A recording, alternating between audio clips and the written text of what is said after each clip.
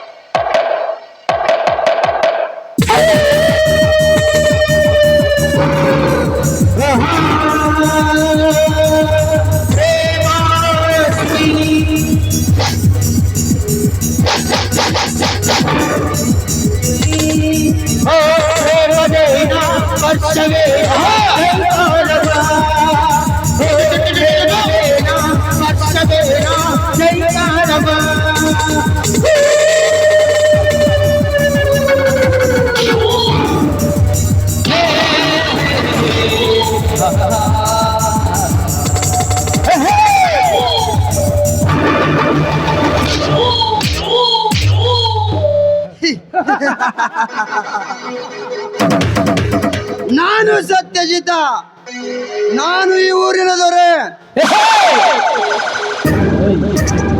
ಯಾವುದಾದರೂ ಮದುವೆ ನಡಿಬೇಕಾದ್ರೆ ಅಲ್ಲಿ ನಾನಿರ್ಲೇಬೇಕು.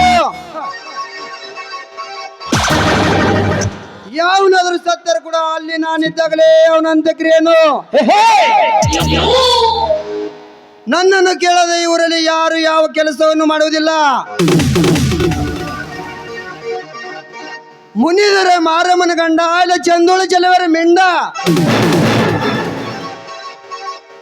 ಹೆಡೆ ಎತ್ತಿದರೆ ಕಾಳಿಂಗ ಸರ್ಪ, ಸಿಡಿದರೆ ಮಿಡಿನಾಗರ. ಈ ಸತ್ಯಜಿತ್ತ ಸತ್ಯವನ್ನು ಅಸತ್ಯ ಮಾಡಿ ಊರ ದೊರೆನಾಗಿ ಮೆರೆಯುತ್ತಿರುವ ಬಡ ಬಿಕರಿಗಳ ದೊಣೆನಾಗಿ ಮೆನ್ನಾಗಿ ಮೆರೆಯುವುದೇ ನನ್ನ ಕರ್ತವ್ಯ. ಯಾರಾದರೂ ನನಗೆ ವಿರೋಧವಾಗಿ ನಿಂತರೆ ಅವರು ಹಣೆ ಬರದ ಹೊಣೆ ಯಾರಂತೆ.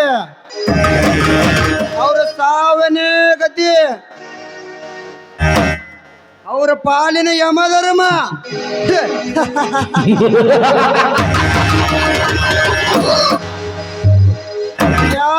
ಲೇ ಗಂಗ್ಯ,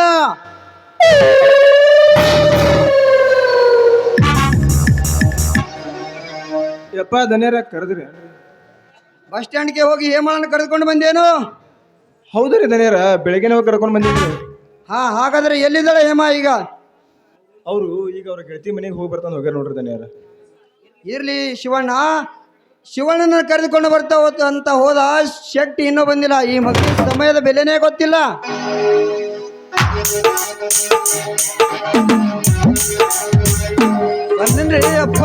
ಬಂದಿನ್ರಿ ಅಪ್ಪ ದನಿಯಾರ, ಬಂದಿನಿ. ಎಲ್ಲಿ ಶಿವಣ್ಣ ಬರ್ಲಿಲ್ಲೇನು? ನೋಡ್ರಿ ಆ ಶಿವಣ್ಣ ಈ ಕಡೆ ಹೊಂಟಾನ ನೋಡ್ರಿ.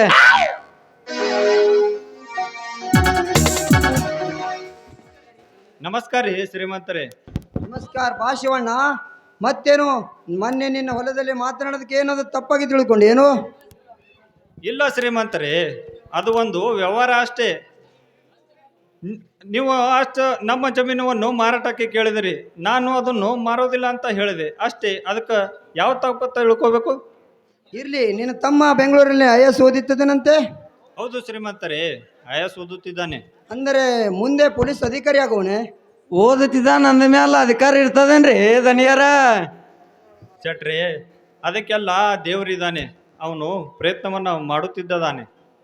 ಇರ್ಲಿ, IAS ಅಂದ್ರೆ ದೊಡ್ಡ ವಿದ್ಯಾಭ್ಯಾಸ, ಹಣ ಬಹಳಷ್ಟು ಖರ್ಚಾಗುತ್ತದೆ. ಹಾಗಾದ್ರೆ ಏನಾದರೂ ಸಮಸ್ಯೆ ಇದ್ರೆ ನನ್ನನ್ನೇ ಕೇಳು.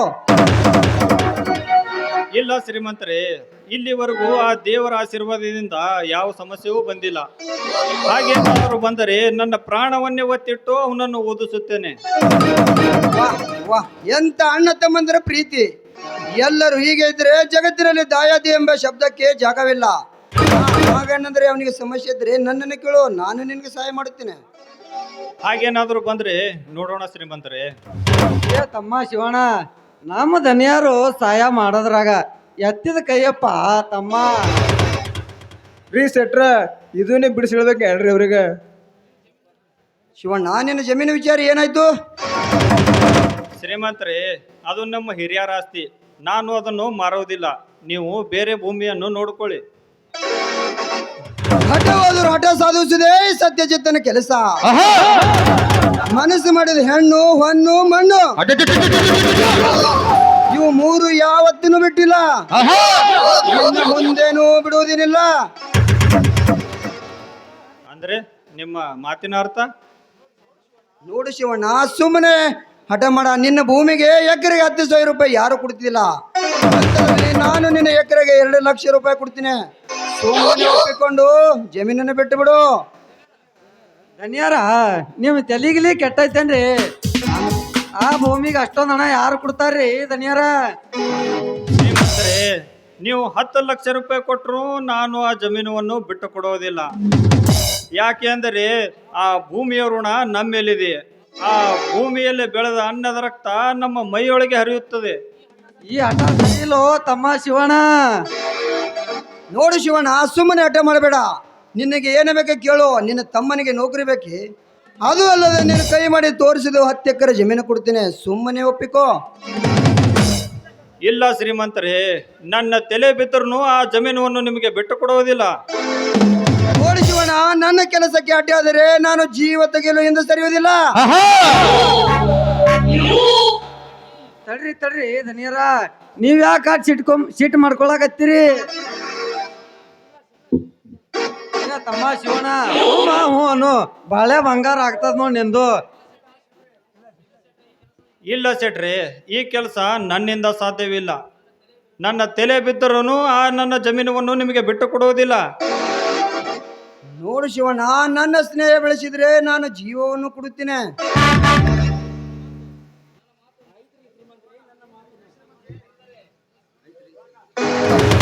ಆಯ್ತು ಶ್ರೀಮಂತರೇ, ನಾನು ನನ್ನ ತಮ್ಮಂದಿರಲ್ಲಿ ಒಂದು ಮಾತು ಕೇಳಿ ನಿಮ್ಮನ್ನು ತಿಳಿಸುತ್ತಿದ್ದೇನೆ.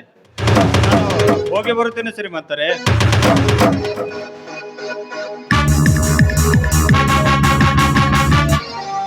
ಹೋಗು ಶಿವಣ್ಣ, ಹೋಗು. ಅದು ನಿನ್ನ 3 ಎಕರೆ ಜಮೀನು ಹೇಗೆ ತೆಗೆದುಕೋಬೇಕೆಂದು ನನಗೆ ಚೆನ್ನಾಗಿ ಗೊತ್ತು. ಲಕ್ಷ್ಮಿ ತಾನಾಗಿ ಮನೆಗೆ ಬಂದರೆ ತಿರಸ್ಕಾರ ಮಾಡುವ ಮೂರ್ಖ. ನಿನ್ನನ್ನು ಸಾವನ್ನೇ ಸಮೀಪಿಸಿಕೊಳ್ಳುತ್ತಿದೆ, ಅದಕ್ಕೆ ಹೀಗೇನೆ ಮಾತಾಡುತ್ತಿದ್ದೆ ಮಗನ. ಇಲ್ಲೇ ಅದೀನ್ರಿ ದನಿಯಾರ, ನಾನು ಸತ್ತಿಲ್ಲ, ಇಲ್ಲೇ ಜೀವಂತ ಇದ್ದೀನ್ರಿ. ಹಾಗಂತ ಇದಕ್ಕೊಂದು ಏನಾದರೂ ಪ್ಲಾನ್ ಮಾಡು. ಮಾಡೋಣ ಬಿಡ್ರಿ, ಅದು ಯಾವ ದೊಡ್ಡ ವಿಷಯ. ನನಗ ವಿಚಾರ ಮಾಡಾಕ 1-2-3 ದಿವಸ ಕೊಡ್ರಿ. 3 ದಿವಸ ಏನೋ ಶೆಟ್ಟಿ, 10 ದಿವಸ ಟೈಮ್ ತೆಗೆದುಕೋ. ಆದ್ರೆ ಆ ಜಮೀನನ್ನು ನನ್ನಂತೆ ಆಗಲೇಬೇಕು. ನಮ್ಮ ಕೆಲಸ ಅಂದ್ರ ಒಂದ್ ಹೊಡ್ತಕ್ಕ 2 ತುಂಡ್ ಆದಂಗ ನೋಡ್ರಿ. ಬರ್ತೀನ್ರಿ ದನಿಯಾರ. ಏ ಗಂಗಣ, ನೀನು ಹೋಗಿ ಬ್ಯಾಂಕಿಗೆ 2 ಲಕ್ಷ ರೂಪಾಯಿ ತೆಗೆದುಕೊಂಡು ಬಾ, ಹೋಗು. ಆಯ್ತು ದನಿಯಾರ, ಹೋಗಿ ಬರ್ತೀನಿ.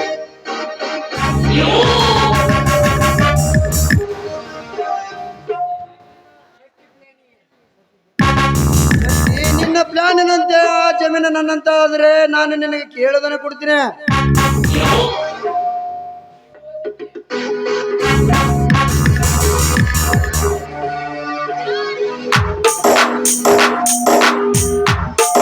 ಡ್ಯಾಡಿ, ಬಾ ಅಮ್ಮ. ಹೇಮ್ಮ, ಹೀಗೆ ಬಂದಿ? ಚೆನ್ನಾಗಿದ್ದೀನಮ್ಮ.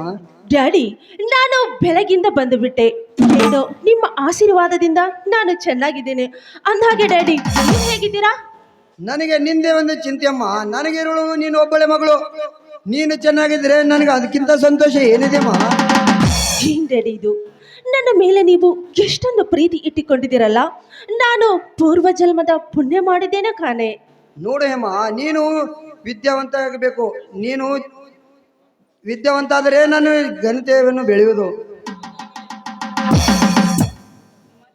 ಡ್ಯಾಡಿ, ಅದು ನಿಮ್ಮ ಮಾತು ಯಾವುದು ಎಂಬುದು ನನಗೆ ನೀವು ತಿಳಿಸಿ ಹೇಳಿದರೆ ನಾನು ನಿಮ್ಮ ಮಾತನ್ನು ಖಂಡಿತ ನಡೆಸಿಕೊಡುತ್ತೇನೆ. ನೋಡಿ ಅಮ್ಮ, ನೀನು ಮರಳಿ ಪಟ್ಟಣಕ್ಕೆ ಹೋಗೋದು ಬೇಡ. ಯಾವುದಾದ್ರೂ ಒಂದು ಶ್ರೀಮಂತರ ಮನೆತನ ನೋಡಿ ನಿನ್ನ ಮದುವೆ ಮಾಡಿಕೊಟ್ರೆ ನನ್ನ ಭಾರ ಕಡಿಮೆ ಆಗುತ್ತದೆ. ಯಾಕೆ ಡ್ಯಾಡಿ, ನಾನು ನಿಮಗೆ ಅಷ್ಟೊಂದು ಭಾರವಾಗಿ ಬಿಟ್ಟಿನ? ಆದಷ್ಟು ಬೇಗ ನನ್ನ ಮದುವೆ ಮಾಡಿಕೊಂಡು ಮನೆಯಿಂದ ಆಚೆ ಹಾಕಬೇಕೆಂದಿರುವರೇನು? ಹೆಣ್ಣಂದ ಮೇಲೆ ಆ ಕೆಲಸವನ್ನು ಮಾಡ್ಬೇಕಲ್ಲಮ್ಮ. ಯಾಕೆ ಕೋಪ ಬತ್ತೇನು? ಇಲ್ಲ ಡ್ಯಾಡಿ, ಇಲ್ಲ. ನಾನೇಕೆ ಕೋಪ ಮಾಡಿಕೊಳ್ಳಲಿ? ಏನೋ ತಮಾಷೆ ಹಾಗೆ ಅಂದೆ ಬಿಟ್ಟೆ. ಹೌದು, ಬಾರಪ್ಪ, ಇಬ್ಬರು ಸೇರಿ ಊಟ ಮಾಡೋಣ. ಹೋಗಿ ಬಾರಮ್ಮ, ನನಗೆ ಹಸುವಿಲ್ಲ, ನಾನು ಆಮೇಲೆ ಬರ್ತೀನಿ. ಸರಿ ಡ್ಯಾಡಿ, ನಾನು ಊಟ ಮಾಡಿ ನನ್ನ ಫ್ರೆಂಡ್ಸಿಗೆ ಭೇಟಿಯಾಗಿ ಬರಬೇಕು. ನಾನು ಬರ್ಲಾ ಡ್ಯಾಡಿ? ಸರಿ.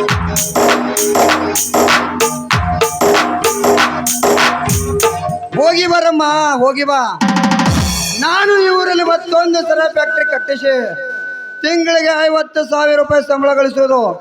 ಆದ್ರೆ ಬಡ ವಿಕಾರಿ ಶಿವಣ್ಣ 3 ಎಕರೆ ಜಮೀನು ನನ್ನನ್ನು ಕೊಡಲೆಂದು ಅವಮಾನ ಮಾಡಿಸಿದರೆ. ಶಿವಣ್ಣ, ನಿನ್ನ 3 ಎಕರೆ ಜಮೀನು ಹೇಗೆ ತೆಗೆದುಕೋಬೇಕೆಂದು ನನಗೆ ಚೆನ್ನಾಗಿ ಗೊತ್ತು. ಹೇಗೆ ತೋರಿಸಿ ನನ್ನ ಪೌರುಷ. ಆಮೇಲೆ ನಿನ್ನ ಹೆಂಡತಿ ಜೊತೆಗೆ ಕಾಮಲಾಟ, ಸೌಂದರ್ಯವನ್ನು ಚುಂಬಿಸಿ ಅವಳು ಶೀಲಾರಣ ಮಾಡದಿದ್ದರೆ ನನ್ನ ಹೆಸರು ಸತ್ಯಜಿತನೇ ಅಲ್ಲ. ಚಲಿತು ಆಗಕೈತೆ, ಬುಜಿತು ರಾಗಕೈತೆ. ಚಲಿತು ಆಗೈತೆ, ಬುಜಿತು ರಾಗೈತೆ. ಸತ್ಯಜಿತ ಕೈತೆ.